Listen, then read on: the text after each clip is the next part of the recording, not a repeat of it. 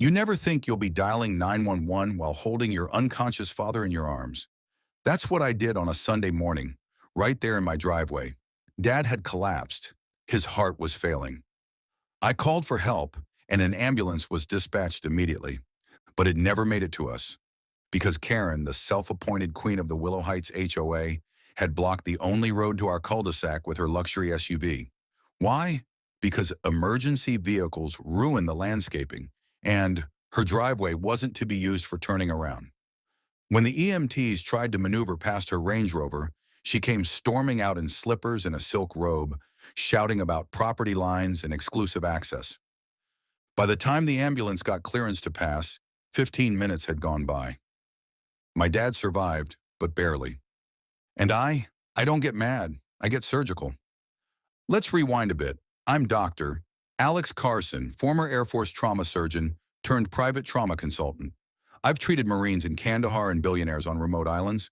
I also happen to be licensed to pilot medevac helicopters. And I've never ever let red tape stop me from saving a life. So the next day, I called the county land office. I'd had my eye on the empty lot right next to Karen's mansion for a while. It was zoned for low-impact development, and it had perfect elevation and open access to the sky. Within 72 hours, the paperwork was signed. The lot was mine. Karen didn't even know what was coming until a work crew showed up and began clearing the brush. "What are you doing to my view?" she screeched. "Oh, just laying down a little landing pad," I said. She turned white. "You can't do that. It's a residential community." "I checked with the FAA, the county, and the state health board," I replied. "Turns out building a private emergency helipad for licensed medical operations is fully permitted under Section 14C of your very own HOA charter." Karen's face twisted like she'd tasted vinegar. Within 3 weeks, a state-of-the-art helipad was installed, complete with solar-powered lights, wind indicators, and an emergency beacon system. I registered it officially as Carson Emergency Landing Zone 1. I didn't stop there. I donated funding for a volunteer medical airlift response unit in our town, using my own aircraft and licensing. Now we have a helicopter that's always ready, not just for my family, but for anyone in the community. Karen tried everything. Petitioned the HOA, called zoning inspectors, even tried to file noise complaints.